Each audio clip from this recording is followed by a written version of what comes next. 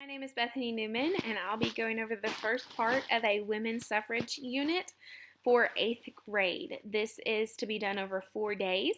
I'll be going over the first 2 days with you.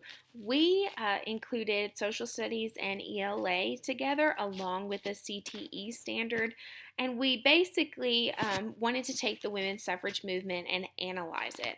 So on the first day, students will be analyzing the women's suffrage movement by using primary sources from the leaders of the movement, from the Seneca Falls Convention, and propaganda from the opposite side of the movement, and use that information to eventually form their own reform movement of a modern day topic that they would like to look at.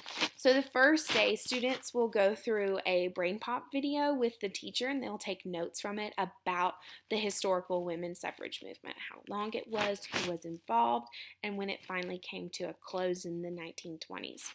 Then from there, the teacher will model how to annotate and investigate a primary source and answer close reading questions.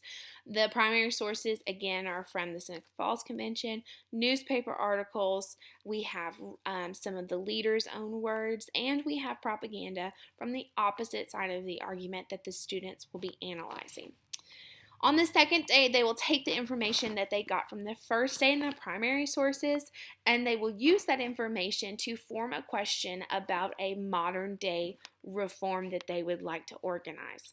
So this is where the teacher will be checking in with the students about what reform they're looking at, what question they want answered about the reform, and their hypothesis for the strategies that they will be using for their reform. This is where the teacher can assess if they're writing the right questions, if they're writing deep questions, if they have a hypothesis that is good for the strategies, knowing historically that some strategies didn't work, maybe having the students go back and research, is that a successful strategy in the past? And then at the end of that day, the students will then be able to practice giving feedback to one another by going onto a polleverywhere.com forum, putting their research questions up on the board and their hypothesis about their reform movement strategies, and then give feedback to one another about if they think that strategy will be successful, or if they think they need to go a little bit deeper into it or try a different strategy for their reform movement. My name is Regina Harold, and I will be sharing the last 2 days of our women's suffrage unit. On day 3, students will begin by looking at the feedback from the poll exit ticket from day 2. As this is the beginning of the experimental phase of their project, days 3 and 4 can overlap, and so you may see some information that could actually go into both. Day 3 will begin that experimental phase, and so students will have to take the feedback and either further their research or move to the next step in the testing process.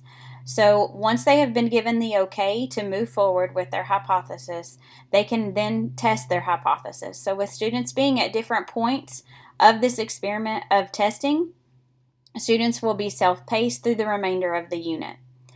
If their feedback of their hypothesis is positive and the teacher has given the okay to move forward, they will be instructed to watch a teacher flip grid that was created on the teacher reform on human trafficking from day 2. This flip grid video will show them the expectations of what their video must contain. They also must give feedback to the teacher, and in regards to how does their feedback promote their understanding of the strategies for the reform on human trafficking as to how it made connections to the historical reforms that they had already researched. Afterwards, they will use the instructions to record their own flip grid to record a promotional about their chosen reform and the strategies for their approved hypothesis on how it could apply to society today. The flip grid is the testing portion of the hypothesis in motion. So checkpoint 2 is for the teacher to provide feedback for the students on their flip grid prior to their peers. This is the process where the teacher can actually see, does it actually apply? Could it actually work or not? And if it can't, there's no point in putting the video up for students to give feedback on. So because they will be able to point out the same pieces as to how it may not have worked in history. So the point is for the teacher to be able to see at this checkpoint 2, is their reform actually something that could be applied, and would it be successful or not? Once students have given that okay and the teacher has pushed their Flipgrid video up for peer feedback, students will then have to receive 5 positive feedback comments to be able to move forward. Of course, this would be the last portion of that testing of the hypothesis, to then moving into now seeing how does what are their findings. So students will take their comments and their research and the feedback about the reform and write out their findings in their notebooks. Afterwards, this could either began on day 3 towards the end of day 3 class, or began on day 4. They will create a Google site. This portion of it is the written portion out. Even though it's not in their notebooks, so to speak, or on paper, it is still a site where they're having to write out their findings on the site. This will promote and inform others about the reform and how it not only connects to the historical reforms, but also how it could apply to the world today.